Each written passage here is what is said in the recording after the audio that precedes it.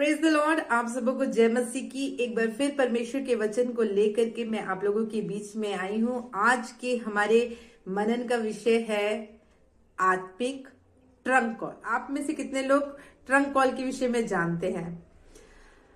कुछ 30 साल पहले 1990s के आसपास, जब हमारे पास ये चुंबक नहीं होता था, हमारे पास मैं इसे चुंबक कहूंगी क्योंकि मनुष्य उस लोहे के समान है जहां ये चुंबक पड़ा होता है। मनुष्य पता नहीं कैसे अपने आप उसके पास आकर के चिपक जाता है, और एक बार जब वो एक इंसान के हाथ से चिपक जाता है तो इंसान सिर्फ उसे देखता ही रहता है। तो जब ये चुंबक का इन्वेंशन नहीं हुआ था और लोगों के पास मोबाइल फोन्स नहीं थे, तब लोग ट्रंक कॉल का इस्तेमाल करते थे लॉन्ग डिस्टेंस बात करने के लिए। जब कोई व्यक्ति कहीं दूर देश में रहता था और उसे जब हमें कॉल करना होता था, अर्जेंट कॉल करना होता था, तो ये ट्रंक कॉल का इस्तेमाल किया जाता था और लोगों से कनेक्ट किया जाता था। तो ऐसे ही कुछ आत्मिक ट्रंक कॉल के विषय में मैं आज आप लोगों के साथ शेयर करना चाहूंगी। ये ट्रंक कॉल एक ऐसी आवाज है, एक ऐसा रिंगटोन है जो स्वर्ग तक पहुंचता है और सीधा परमेश्वर के कानों में जाता है। और जब परमेश्वर इस ट्रंक कॉल को सुनता है, परमेश्वर अपने सिंहासन पर बैठ नहीं पाता है, वहां से उठ खड़ा होता है। सिचुएशन को परमेश्वर स्वयं देखने के लिए, स्वयं सॉल्व करने के लिए परमेश्वर आ जाता है। जो पहला आत्मिक ट्रंक कॉल है उसे हम देख सकते हैं उत्पत्ति उसका 18 अध्याय उसका 20 वचन। सदोम और गमोरा नाम एक शहर था और उस शहर के लोगों का पाप इतना ज्यादा बढ़ गया था कि उस पाप की एक आवाज थी, एक चीख थी जो परमेश्वर के कानों में पड़ रही थी। यहां हम देखते हैं कि परमेश्वर इस बात को स्वयं कहता है कि उस जगह की जो पाप की चिल्लाहट है वो बढ़ गई है, और वो इतनी बढ़ गई है कि परमेश्वर खुद उठ करके आया देखने के लिए कि वहां जो चिल्लाहट हो रही है, क्या सच में वैसा ही पाप वहां हो रहा है।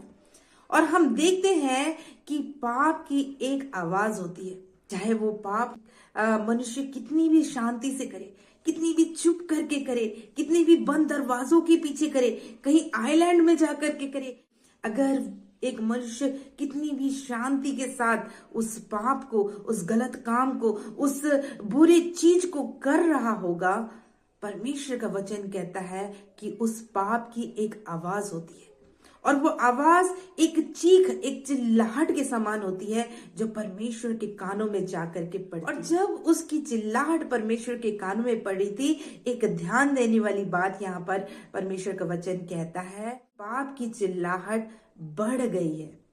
क्या कहता है? बढ़ गई है। मतलब वो आवाज परमेश्वर को बहुत सालों से आ रही थी। उस पाप की चिल्लाहट की आवाज परमेश्वर को बहुत सालों से आ रही थी, और इसका एविडेंस हम देख सकते हैं उत्पत्ति उसका 13 अध्याय उसका 13 वचन में। यहां लिखा है कि सदोम के लोग परमेश्वर की दृष्टि में बड़े दुष्ट और पापी लोग थे, पर कुछ पन्नों बाद, कुछ चैप्टर्स बाद, और ये चैप्टर्स के बीच में कम से कम 13 या 14 साल का अंतर है, और परमेश्वर इस बात को कह रहे हैं कि अब उनकी पाप की चिल्लाहट बढ़ गई। जब एक मनुष्य पाप करता है, जब एक शहर पाप करता है, जब एक देश पाप करता है, जब एक समूह के लोग पाप करते हैं, जब एक नेशन पाप करता है, उसकी चीख, उसकी चिल्लाहट, उसका ट्रंक कॉल परमेश्वर के कानों में सुनाई देता है। अगर वो लोग, अगर वो शहर, अगर वो देश उस पाप को कंटिन्यूस करते जाता है, उस पाप को निरंतर करते जाता है, तब वो पाप की चिल्लाहट परमेश्वर के कानों में बढ़ जाती है। हम देखते हैं कि सदोम और गमोरा का जो पाप था उसकी चिल्लाहट बढ़ती संख्या में थी, बढ़ती संख्या में थी। जैसे कि हम टीवी का वॉल्यूम बढ़ा देते हैं, है ना, और धीरे धीरे धीरे अगर जब वो वॉल्यूम बढ़ने लगता है, हमको कान में इरिटेशन होने लगता है, और हम जाकर देखते हैं कि क्यों भाई इस टीवी का वॉल्यूम इतना बढ़ा हुआ क्यों है ना। वैसे ही परमेश्वर के कानों में पाप की चिल्लाहट बढ़ती जाती है जब एक मनुष्य पाप कंटिन्यूअसली करता जा सकता है कि एक धर्मी व्यक्ति पाप में गिर जाए। परमेश्वर का वचन कहता है कि धर्मी व्यक्ति चाहे 7 बार गिर जाए वो उठ खड़ा होता है। ठीक है, हो सकता है कि एक धर्मी व्यक्ति पाप कर जाए, कुछ गलत काम कर जाए, पर उसकी एक खासियत है कि वो पाप को एंजॉय नहीं करता, वो पाप में पड़ा नहीं रहता, वो पाप को कंटिन्यूअसली करता नहीं जाता, पर उसमें से उठ खड़ा होता है।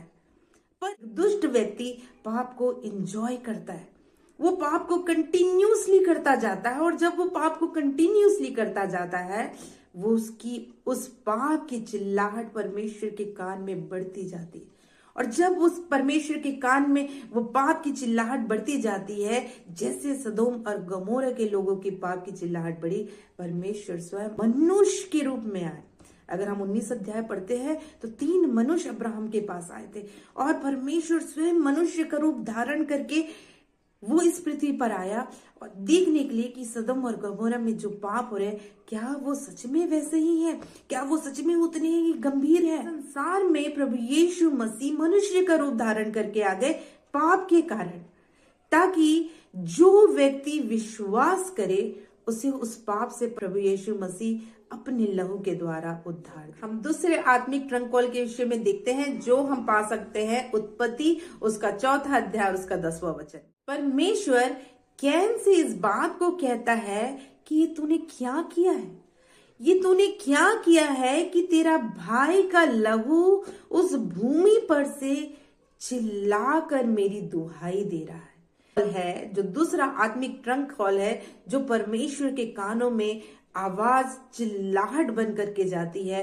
वो है एक निर्दोष व्यक्ति, एक धर्मी व्यक्ति का लहू जब धार्मिकता के कारण, जब परमेश्वर के वचन के प्रचार करने के कारण, जब गवाही देने के कारण इस भूमि पर पड़ता है, इस जमीन पर पड़ता है, वो लहू से एक चीख निकलती है, उस लहू से एक चिल्लाहट निकलती है जो परमेश्वर के कानों में पड़ती है।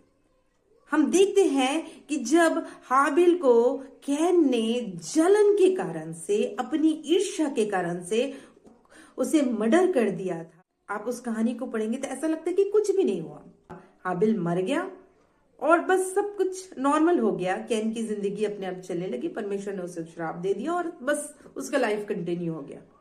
सब कुछ नॉर्मल दिखता है पृथ्वी पर जब आप स्वर्ग का सीन देखेंगे ना, तब आपको पता चलेगा कि सब कुछ नॉर्मल नहीं है। एक बार जब एक धर्मी व्यक्ति का लहू इस पृथ्वी पर गिरता है, सब कुछ नॉर्मल पृथ्वी पर जरूर दिख रहा होगा, पर स्वर्ग में एक अलग सीन है मेरे प्रियो, जिसको हम लोग पढ़ सकते हैं प्रकाशित वाक्य उसका 6वां अध्याय उसका 9वां वचन में।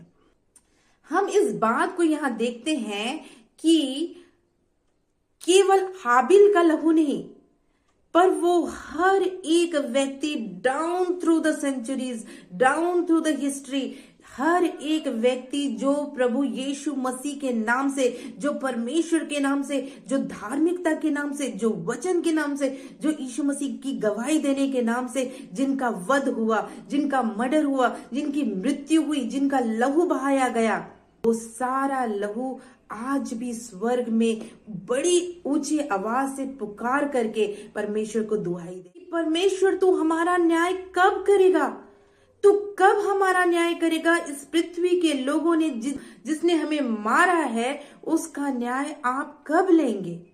और परमेश्वर देखते हैं, उनसे कहते हैं, पहले तो उन्हें एक श्वेत वस्त्र पहनाते हैं, और श्वेत वस्त्र का मतलब हम सब जानते हैं, बिना उस श्वेत वस्त्र के, बिना उस सफेद वस्त्र के आप और मैं, कोई भी संसार का स्वर्ग के राज्य में प्रवेश नहीं कर सकता।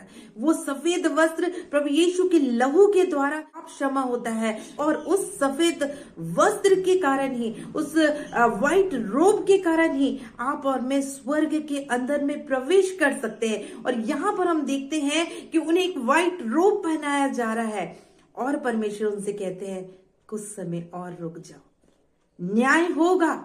ऐसा नहीं है कि न्याय नहीं होगा, न्याय होगा, पर सही समय में न्याय होगा। इसलिए मेरे प्रियो, जब एक निर्दोष का लहू बहता है, जब एक निर्दोष की मृत्यु होती है धार्मिकता के कारण, उसकी निर्दोषता के कारण, तब उसका लहू चीख करके, चिल्ला करके एक ट्रंक कॉल की समान परमेश्वर को एक्टिव कर देता है और परमेश्वर उस चीज का न्याय जरूर और जरूर लेता है।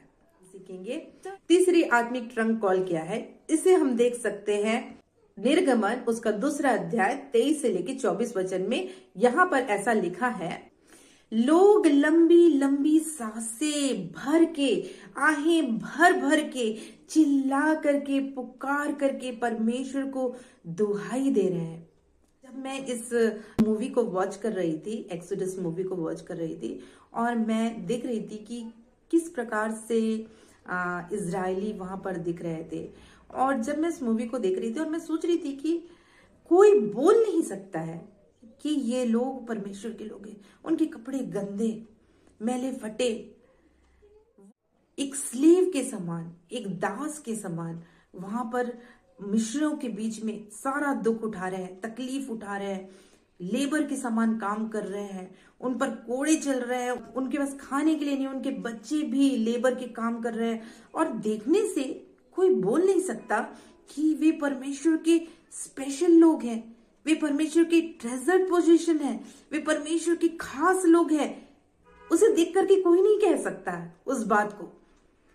पर जब इस वचन को हम पढ़ते हैं जो निर्गमन के 2 अध्याय के 23 और 24 वचन में लिखा है, वचन लिखता है कि जब वे आहें भर भर के, लंबी लंबी सांसें लेकर के परमेश्वर को पुकार रहे थे, परमेश्वर का वचन कहता है परमेश्वर स्वर्ग में से सुनता है।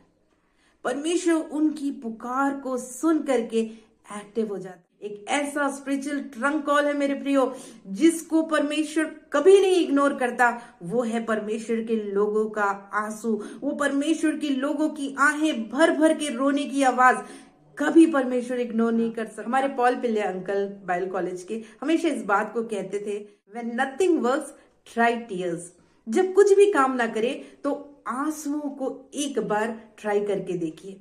सच बता रही मेरे प्रियो, जैसे हम माता पिता अपने बच्चों के आंसुओं को इग्नोर नहीं कर सकते, वैसे ही परमेश्वर सच्चे दिल से पुकारने वालों के आंसुओं को इग्नोर नहीं करता है। और यहाँ पर हम देखते हैं कि जब वे लंबी सांसें भर भर के रो रहे थे, आहें भर भर के पुकार रहे थे, वो आवाज परमेश्वर के कानों में पड़ी, वो चीख परमेश्वर, वो पुकार परमेश्वर के कानों में पड़ी। और परमेश्वर ने क्या किया? परमेश्वर वहां से उठ करके आया और सारा एक्सोडस हो गया। हम सब जानते हैं निर्गमन में क्या हुआ। परमेश्वर ने अद्भुत सामर्थी हाथों से अपने लोगों को छुड़ा करके निकाल करके आप और मैं जो परमेश्वर के लोग हैं, कभी भी परमेश्वर की उपस्थिति में रोने से शर्माए ना। हम लोगों के पास जाकर के ना रोए, उसी आंसू को बचा करके रखें और उस आंसू को ले जाकर के परमेश्वर के सामने बहाएं, परमेश्वर के सामने रोए। इस बात को हमें समझना है कि वो हम नहीं है जो रोते हैं। परमेश्वर का वचन कहता है जब हमें प्रार्थना में क्या मांगना है नहीं मालूम, तो आप आत्मा आहें भर भर के रोता है। और जब हम आहें भर भर के रोते हैं मेरे प्रियो, उस आंसू की आवाज परमेश्वर के कानों में पड़ती है, उस चीख और उस पुकार की आवाज परमेश्वर के कानों में एक ट्रंक कॉल के समान पड़ती है, और परमेश्वर सिंहासन में से उठता है और सॉल्यूशन को हमारे जीवन में लाता है। तो रोइए, दिल भर के रोइए, परमेश्वर के सामने जाइए, अपने बाइबल को गले से लगाइए, आंसुओं को बहाइए। आपको समझ नहीं आ रहा है क्या करना है जिंदगी में? रोइए, जाइए, परमेश्वर को शेयर करिए। ऐसी कोई स्लेवरी नहीं है, ऐसा कोई दासवत नहीं है, ऐसी कोई जंजीर नहीं है जो परमेश्वर आपके लिए तोड़ नहीं सकता। ऐसा कुछ भी नहीं है जो परमेश्वर को आपको आजाद करने से रोक सकता है। परमेश्वर उस स्ट्रॉन्गेस्ट चेन को, उस स्ट्रॉन्गेस्ट सिचुएशन को आपके लिए तोड़ देगा, आपको उसमें से आजाद कर देगा। जब परमेश्वर इजरायलियों को मिस्रियों के हाथ से छुड़ा सकता है, परमेश्वर आपको और मुझे भी हमारे हर सिचुएशन से, चाहे वो कितना भी कठिन सिचुएशन आपके और मेरे नजरों में दिख रहा हो, परमेश्वर उसमें से आपको निकाल सकता है। चाहे हमारा पाप लाल रंग का ही क्यों ना हो, चाहे हमारा पाप स्कारलेट कलर का ही क्यों ना हो, वो श्वेत रंग का हो जाएगा। परमेश्वर का वचन कहता है यीशु की लहू में वो सामर्थ है। तो ये 3 ट्रंक कॉल्स है मेरे प्रियो, जो परमेश्वर के कानों में सुनाई देती है। और सुनने के बाद, पहला पाप, दूसरा निर्दोष व्यक्ति का लहू, और तीसरा, धर्मी व्यक्ति की चिल्लाहट, उसकी प्रार्थना परमेश्वर के कानों में पड़ती है और परमेश्वर आराम से रिलैक्स होकर के सिंहासन पर नहीं बैठता है, वो वहां से अर्जेंटली उठता है और वो सिचुएशन को अपने स्वयं आंखों से देखता है कि वहां पर क्या हो रहा है। और परमेश्वर जब एक्शन में आता है, जब परमेश्वर एक्शन में आता है तो सब कुछ हमारे जीवन में संभव हो जाता है। परमेश्वर के लिए कुछ भी असंभव नहीं है। Praise the Lord.